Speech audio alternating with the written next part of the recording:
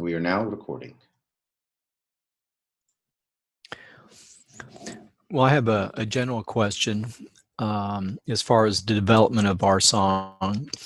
With Kayvon, is his development time geared specifically towards the platform, or is he doing any development towards RSong at this time? So I can speak to that. So Kayvon is largely focused on the push to mainnet until we, until mainnet goes live. We need all hands on deck. But the thing is that RSong has continued to provide enormous value to the platform in terms of flushing out bugs. So he's continuing to work on RSong in the capacity to flush out bugs for the platform. Okay, thank you.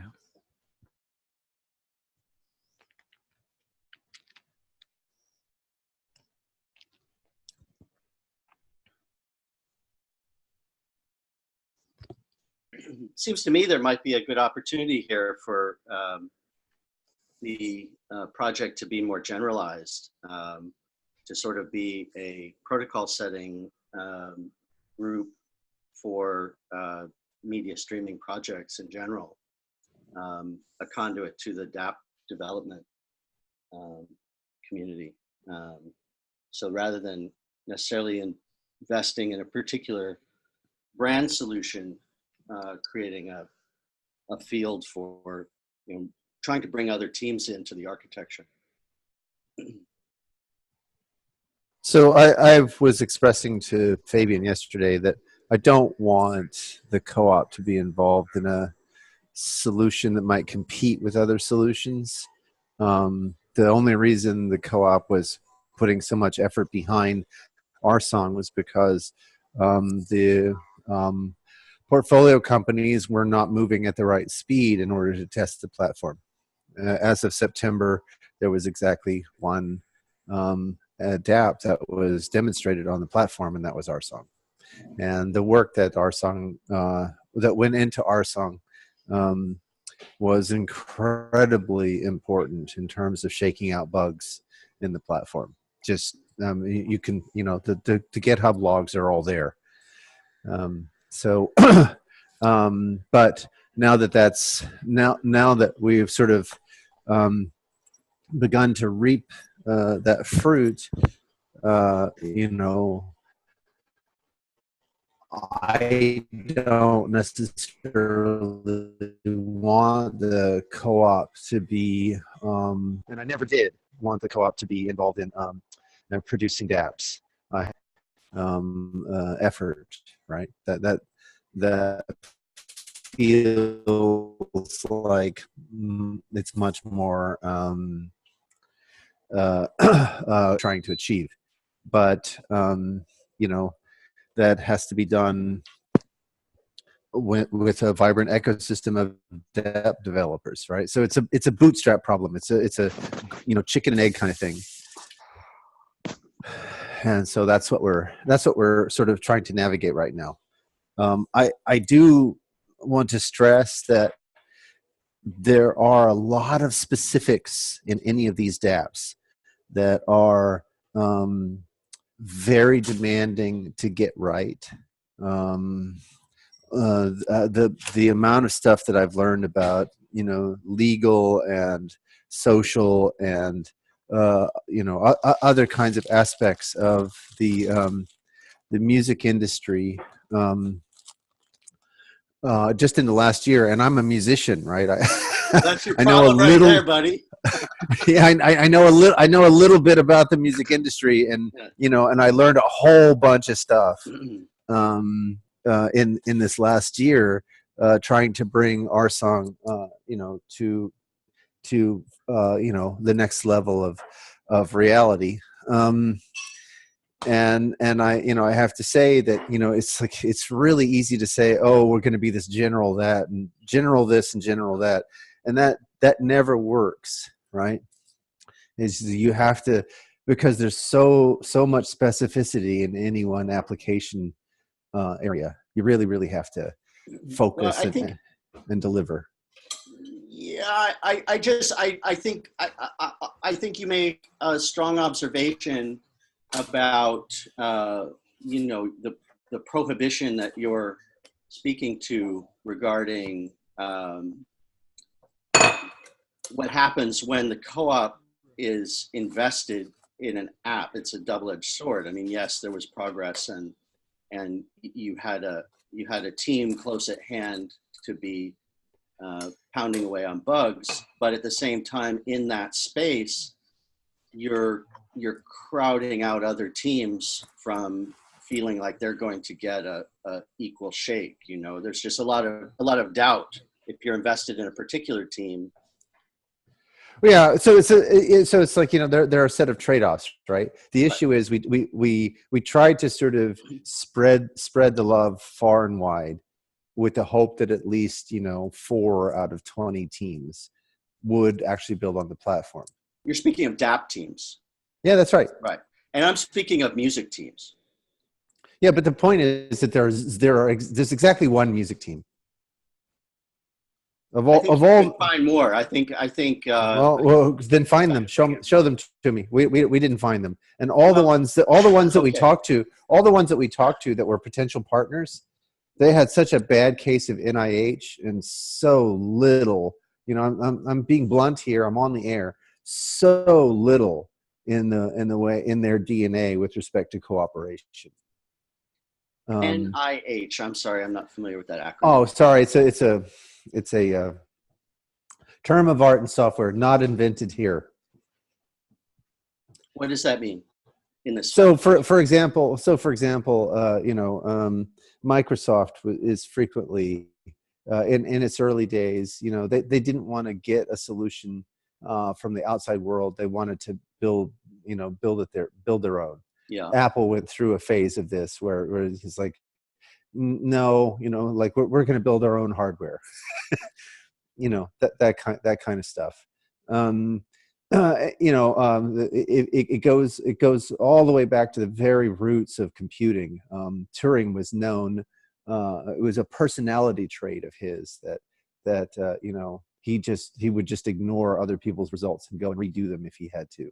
So I'm not scanning how that concept applies to the conversation we're having, because I guess so the way it works is I've got like 100 artists, but I haven't seen the conditions that I felt were conducive to bring to the team until possibly now, because because artists, like, I'm not a particularly technically invested person. And it's been interesting in the last 9 months since I've been following the project to talk to people, with whom I share professional relationships on the label side, for example. And it's been interesting to find out what their opinion is of the current wave of peer-to-peer decentralized technologies are, and what their relations are, how much they know. Mostly they know nothing at all. It's a couple of mythical words to them. Likewise, there are many artists that are in the same place. But when you start to talk about, use metaphors about cooperatives and trading and communities and trading resources and using your money intelligently, be gathering your resources in a way that it's based on a trust community. Those when you can speak to those particular human values, and you're talking about artists who are humans, anyway, I see the potential for basically trying to wed.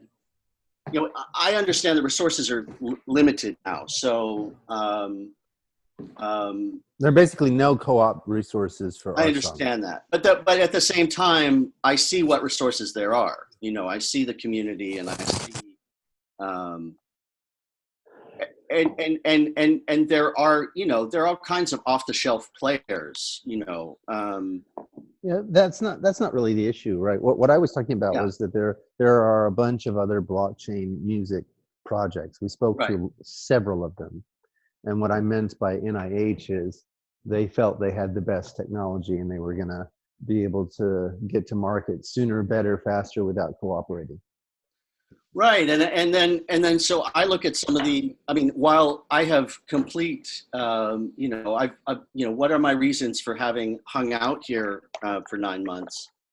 A lot of it has to do with the promise of some, basically some of the values.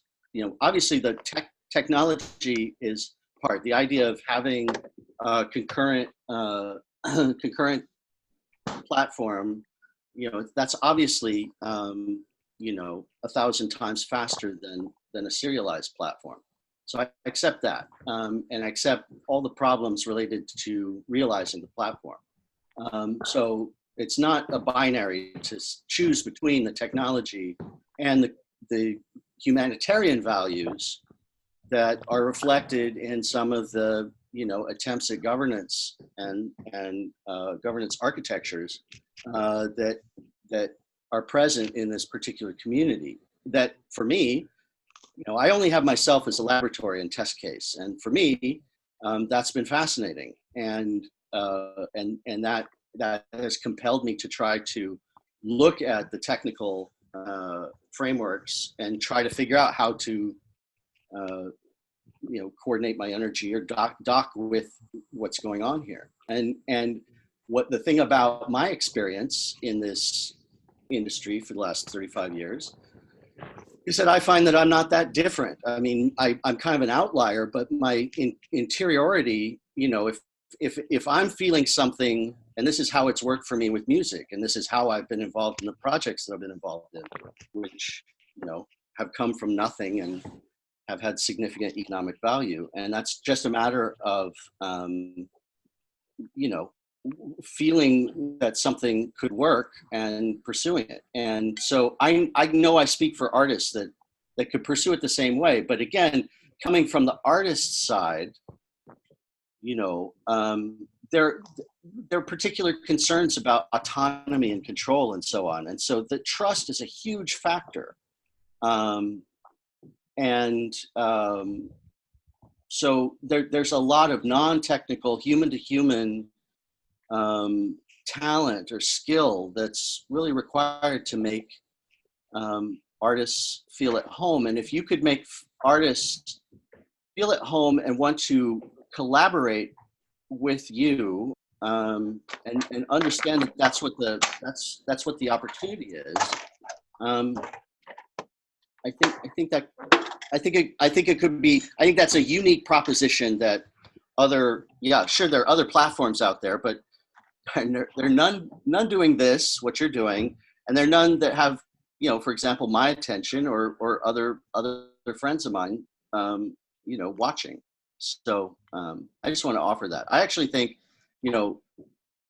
when I hear you speak to the problem of having an adapt developed by the co-op, I mean,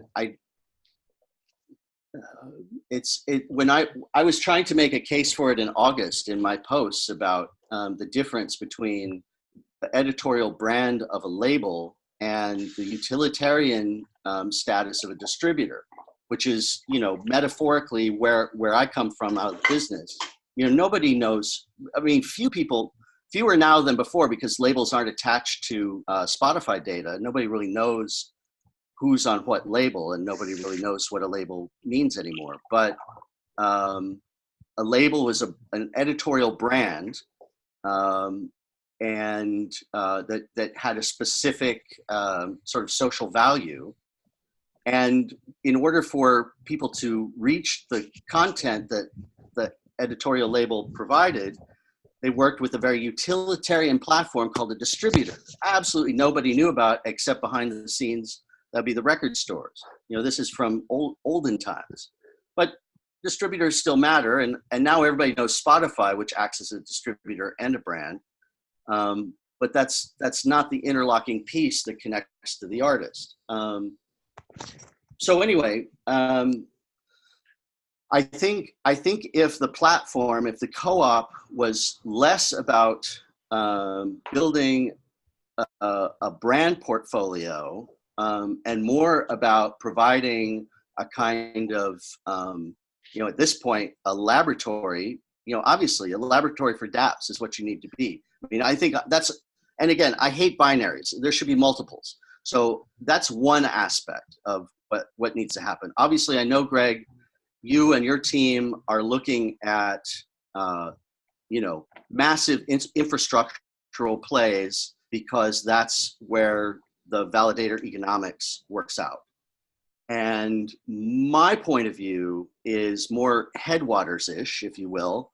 But I know that particularly in this cultural climate, with this kind of social technology, the distance from providing a rich field where artists feel trusted and turning it into, significant quantities of transactions, the time value has been compressed from what it used to be when I was young, where it might be a matter of years. In the 90s, it got down to a couple of months. And at this point, it can be a few hours. And it's really, this is why the non-technical dimension, the human dimension in which human-to-human trust is established, is really primary, particularly in the creative field. And that's my opinion. Well, so I wanted to say that's exactly what I've been trying to convey to Fabian and to Nora, who are fairly well connected in the music industry. They're good people. I like those people.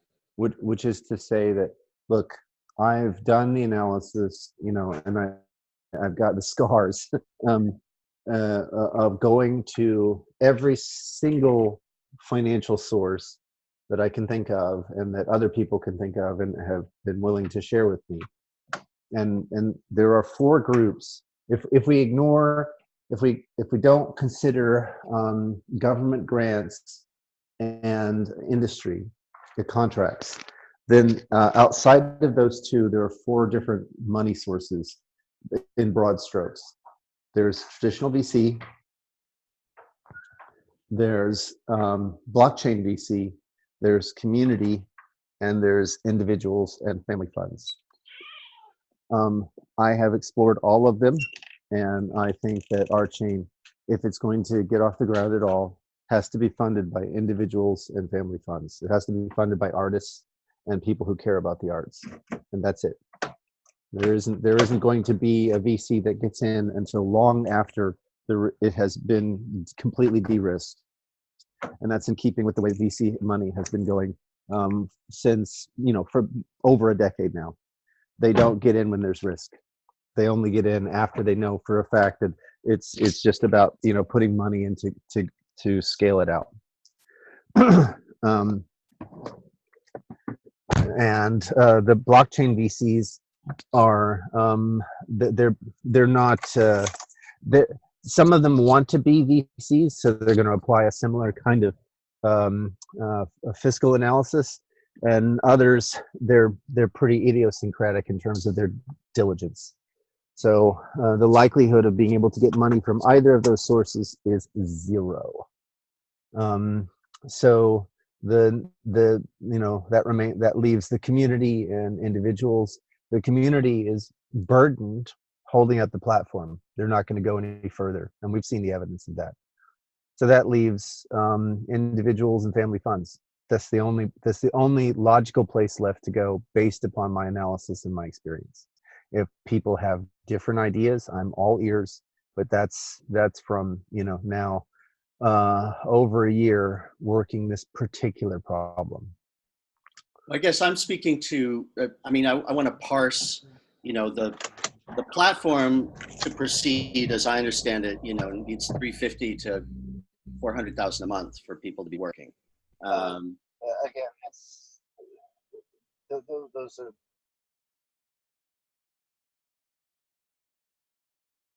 Greg, we lost you. Okay, code's done. Now what? I think we missed what you just said, Greg. Did everybody else miss it? Yeah, I was trying to say what the monthly burn rate is. I'm just trying to, because I want to parse that, because I don't know if this is an RSong conversation or a a media culture conversation, I think take responsibility for the platform off the table. I assume that the board and executives building out the platform will manage that. And I was throwing some numbers around just to get a concept. What I've observed, the monthly burn rate for that project is. Now, taking that aside, if we're talking about what it would take for independent teams, say artist collectives or whatever, to be posting content because they believe in the vision of the community, posting exclusive content. You don't need anything like that. I mean, you could have teams. My hunch is you could get things going for $50,000 or so, building off a standard marketing budget. And the content is out there, but people are fussy and finicky, and No, because it's not just. I don't know. Can you guys hear me? you're kind of coming in and out. Okay. Is You it sound pretty better good now? right now. Sorry. Okay, good. All right. So it's not just about the artists. So Fabian has sort of had an education Lost you, in Greg. this, right? It's not just about the artists. There's a whole bunch of other things. Can you hear me now? Yeah, it's just cutting in and out. Okay. All right. Fabian has had an education in this and can speak to this. There's another kind of chicken and egg problem, right? Which has to do with being able to build out enough features that. Hi. Sorry about that. Thank you. So, being able to build out enough. Sorry. Hey. Snuck up on me. You sneeze like must be something. I sneeze like that. Yeah, Wow. Apologies. All right. So it's all good. there are enough. For a broad class of artists, especially in independent artists, you're going to need to build out a certain amount of features before they feel comfortable putting stuff up. And regardless, even if you do have some adventurous souls, you still need to build those features out as a part of the platform. And that's not about artists, that's about technologists, right? There's some highly skilled and not cheap technologists who have been working on RSong. And you haven't factored their efforts into your estimates at all.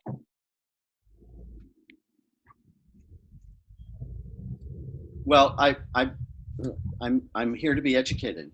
Okay, so I think if you were to sit down with Fabian and Ned and go over the existing RSong burn rate and put that against the burn rate that you're contemplating, that would be a more accurate number, but that doesn't include any lawyer burn.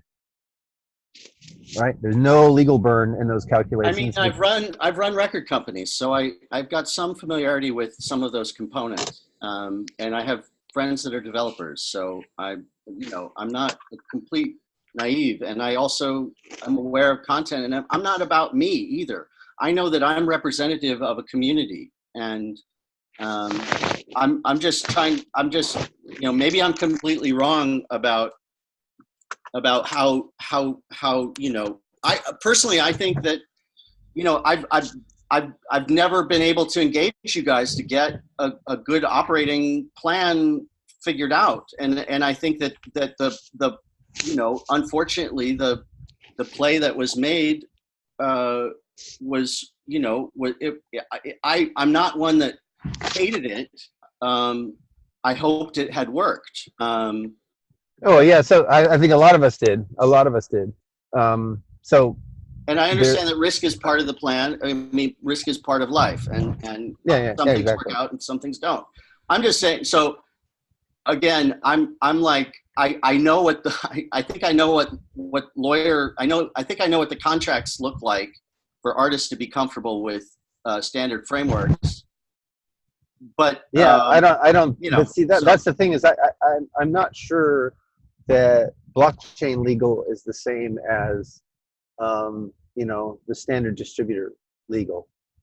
And I think there's a. But the thing about artists too, and I'm sorry to cut you off, but the thing about artists is artists don't. The best artists, like they make their work from an existential place, and they know they're working in human community, and the money will work itself out if the situation is right.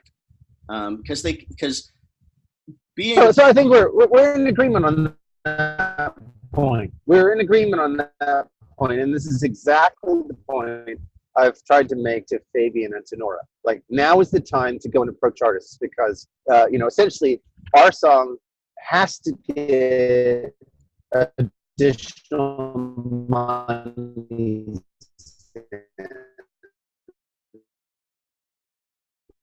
Yeah, we lost you again. And I think that artists and art. Yeah, we've lost you a lot. I really think all of our technological efforts need to be focused on getting you a new phone, Greg. It's not the or some cell towers. You need cell towers. Yes, something like that. Okay, we're satellite back. Link. You need a satellite link. Yeah, something like that. But anyway, so my point is very, very simple. I think that you and I, Rich, are on the same page, that now is the time to approach artists. Like, if our song is going to happen at all, it's got to be artists that are willing to engage and make it happen. And Yes. it needs to not be under the co-op wing. And that was always my plan. I mean, from the very beginning, what I had hoped was that Resonate would pick this work up and get it going, right? And then Resonate failed, and we had no dApps, and so the natural thing to do is to step in and carry it forward so that we could have at least one dApp. But you know, the co-op should not be responsible for this dApp. That's been my position for the longest time. I just know that the co-op has to be in control of its own destiny with respect to making sure that the validator economics gets off the ground with certain dApps. Right. Yeah. And that's another conversation about. Anyway, I'm interested in learning those details and trying to. I mean, I think I understand the division of labor. What should be co-op responsibility and what should be dApp developer responsibility. And maybe I'm just naive and Pollyanna-ish to believe that communities of artists would see the opportunity that the platform offers, and you marry those teams with the right kind of resources. And I'm not saying from the co-op, I'm just saying, you know, the co-op needs to be there and needs to have some resources, at least in communication. That would be helpful. Hey, Rich. Hey. Can I say something, Greg? Rich, that's me. Yeah, cool. That's cool. So I know.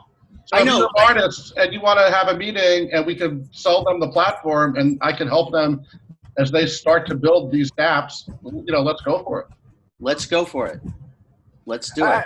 I do want to recognize that, you know, we have done a lot of outreach, right? And here's what we found. So Imogen contacted us, right?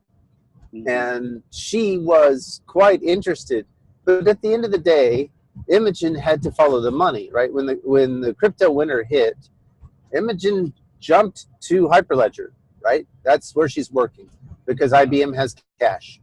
And we had a bunch of independent artists who were quite interested in our song, but at the end of the day, they didn't have any kind of cap.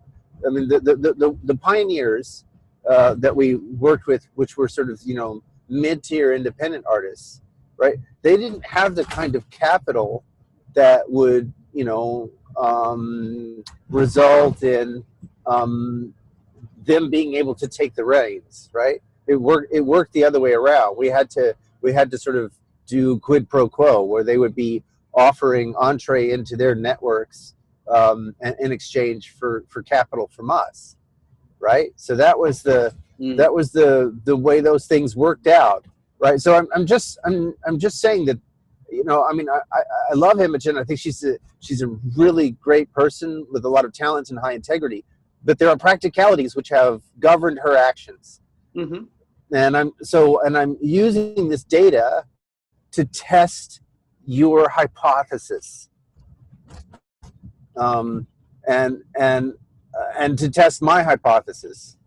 Mm-hmm. So I think that both of us have come to the same conclusion, but I also think it's not going to be a simple job, right? Sure. It's going to be pretty significant. But if you have artists that are willing to, you know, essentially what we need is artist communities that are like the Chinese community, the Chinese RChain community. The Chinese RChain community is astonishing. And I think it's because the conditions on the ground there required that there be an RChain. And the question is whether or not for artists, the conditions on the ground have reached the point that there really needs to be an RChain. Or an RSong. Well, or an RChain. And then that maybe it's just direct to RChain, but it's a DApp application field that's specific to you know, to cultural endeavors. Yeah. And maybe it's our song, or maybe it's not. I mean, this, and that's great. You know, I've been looking for operational projections for months now, and you know, we haven't had those conversations, and I think that's been because the team has been working not in a open source and cooperative culture, but under NDAs, and you know, kind of operating, you know, with holding information close. I think it's a little more simpler, Rich. The reality is that we've been just trying to build the damn engine. You know, so we've got an engine. It needs a face. It needs furniture in the room. It needs to work. It needs to be a thing where we can say, hey, artist, here's where all these pieces work. Here's the song. The song comes in, enter in your data, the smart contract and all that information is there. And then here's your data of everybody that's on the album. And they get an email and they get a cryptocurrency wallet. And then all of it lands onto the app. That's also, I'm saying operationally from the RSong point of, like, maybe I'm way off in knowing what kind of budget is required. But, you know, because of the requirement to meet the license obligation, you could only be thinking in certain dollar values. And you know, so I'm looking at it more the way I'm used to looking at it, which is from, you know, a scrappy startup MVPs versus having to finance a multi-million-dollar licensing fee. Sure. So I think I think this is a great opportunity, is what I'm trying to say. Yeah, and I think the opportunity, Rich, is, look, there's about 10 other companies that are working towards building out their own blockchain-based music streaming platform. Mm-hmm. They all have a different personality. They all have a different spirit. And the spirit that would come across from what we were working towards building, I believe, was going to feel and look significantly different than what everybody else is doing. While everybody is looking at what it is and what it does, I think there is a more closer to the heart narrative that we were working towards wanting to project in the completion of the work that would have made it easier for us to bring on artists. I had a meeting with one of the larger music blockchain companies when I was in New York last week. You know, they've only got about 1,500 songs on their platform. Like, I was shocked, just 1,500 songs. And they've built, you know, all the various pieces, the onboarding of the song, you know, like it's ready. But they're having problems bringing people on. And I believe a lot of it is because they're the narrative of what they're projecting out there doesn't hit the why they're doing it. It's really only hitting the what. And when I look at all of their social media, I'm like, it's just what, versus this is why this needs to exist. And this is the problem that we're solving. And And I think this is the thing that I particularly see across the entire spectrum of the blockchain music industry, of the things that are being developed, that a lot of things are definitely focused on what we're doing versus why we're doing it. And then when we all know, those of us that have studied marketing and been involved in that space, is that, the stories that win, the narrative that wins, is the why are we doing this versus the what this is. Because then people can have that emotional connection to the brand or the product or the creation of what it is that we're bringing. So all that said, I think everything that we were working towards doing, are working towards doing for our song, there's number one, it's beyond MVP. It's kind of like the MVVP. It's like, what's the minimal viable, valuable product that we can bring into the world? And in showing the value of it, it would entice anybody that would find value in it. And to prove the value, I think there's one side of here it is, I'm explaining to you what it is, and then it's another thing, like, we're a technology company and we built this thing and look how valuable it is. It's pretty awesome and it's shiny and it works and everything is in its right place and it makes some sense when you move through the process of it. And that was in getting to that point.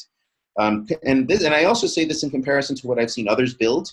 I think we were on the path of building something that stood up next to what everyone else was doing, and that, backed by the RChain blockchain engine, would have put us in a position to far surpass what everyone else in the field is working towards building. So, yeah, I think there's no doubt that the platform offers unique value. And I also want to observe that artists are not monolithic. And so you, Fabian, have artists that relate to you, and Nora has artists, and I have our. Yeah, we all have it. We have our gangs. We have our tribes. the right kind of approach would be one where it's like, there's no reason that everybody has to come through one door. That's that's been my vision. 100%. And I also want to add to this that you don't have to have all the features built. Right. So Fabian, like, there was, when we had $30 million come in the door for RChain itself, we had a compiler for Rolang. That was it. Nothing else, right? You really don't have to have the whole thing built. What you have to do is you have to have, people have to be convinced that it can be built, you know how to do it, and this is the better way, and there's a good why. Right? Yep. So if you box yourself in, oh, we have to have all of this done before we can go ask for help and get people engaged, you won't get off the ground. I think that speaks to what you were saying, is the why is the more important thing than the what. Yep. So I believe that there's more than enough there, and enough of a story to be able to speak to a given class of artists and say, let's, do you want to engage? Do you want to help get this done? So I will look forward to talking to whomever, over the weekend or Monday to learn more about, because I think there are ways to look at the implementation, to break it down into some very simple steps that are that short circuit the process to being remunerative, if you will. I'd rather pursue that not in a public call, but I know that Fabian and Ned have valuable information about projections for what kind of operations are required, and then I know that we're trying to get a DApp community going. Well, I mean, if you got the right people, you could have a player up and running, in about a week. That would be sufficient to demonstrate, and you could build off of that. Well, I mean, if you had some kind of transaction platform and exclusive content, you could be selling tickets. You could be making transactions. And if you had compelling, if you had compelling content, well, you can be prototyping that transaction platform against testnet right now, right? That's sort of the whole point of the wallet demo. yeah. So Right. let's. That's already videoed, and and filing tickets against the platform. So the bug tickets Yeah. against the platform. So that's ready. No, it's exciting because it's close. So I mean, but the point is that you don't wait until software never works this way, nor does life work this way. Like if you go look at the way the DNA is read. It's not like the RNA just comes along in nice little sequences. No, that doesn't happen at all. It's like this fast, furious, concurrent thing where bunches of different attempts to read the strand are all happening all at once. Mm-hmm. Right. Well, that's what's happening in this conversation, Greg. That's exactly right. So software works that way as well. You don't wait for the platform to be all pristine and ready to go. You start building as soon as you possibly can. Because, well, like I say, and so if you could sell tickets to something, you could, and I should be careful with the you. If a team working in the developing technical capacity that the co-op represents had something that people wanted to experience, and some way to make transactions and to make those processes be legal under the relevant jurisdictions, a team could possibly be self-sustaining to continue to continue to do developmental work, marrying cultural products to technical capacity, and that would be exciting. Okay, I mean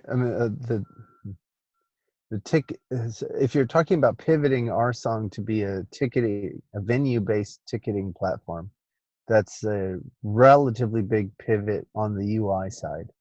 It's not a big pivot on the back end. The UI is where the vast majority of the spend is. Mm-hmm. Cool. Well, if the content itself is the experience and you don't need much UI at all, then that could be cool. What do you mean? I don't want to talk about it on public call.